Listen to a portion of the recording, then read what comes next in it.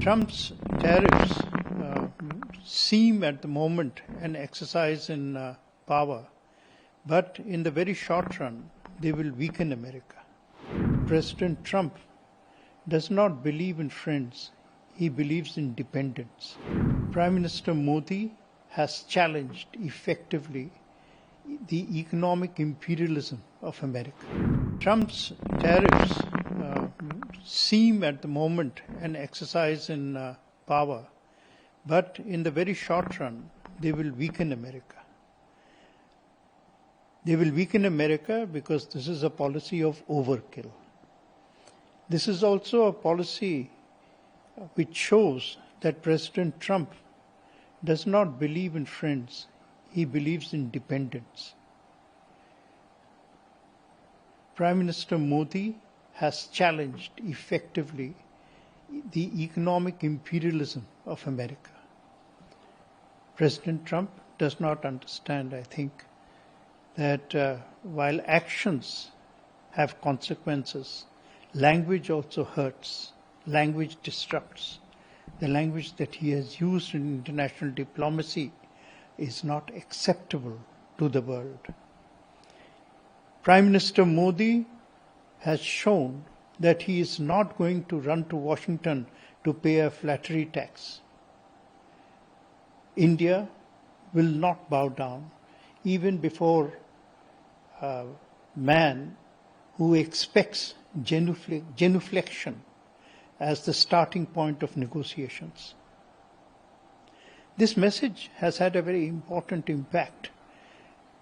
These tariffs actually are now serving a have actually created a very historic moment.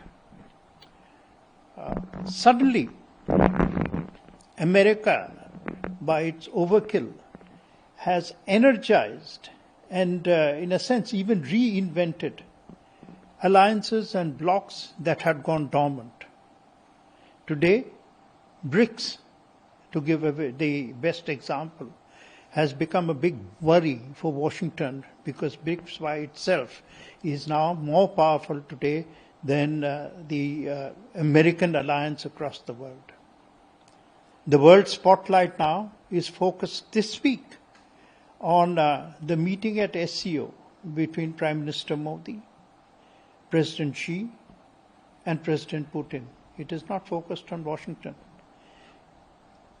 It has become a world in transition, and the price of President Trump's overkill will be a very heavy price. I myself foresee that America will soon become at its weakest point since 1914, in over a century, since before World War I, because America now has lost the faith of its allies in Europe, and America has lost the trust of its friends in the rest of the world, India being one of them. It will take a long time for the world to rediscover, if it can, trust in Washington. Well, this will have some disruption on those specific items, but the extent of quote-unquote damage to our international trade is certainly not as significant as some people might want you to believe. This is not a very large amount in terms of the total of India's international trade.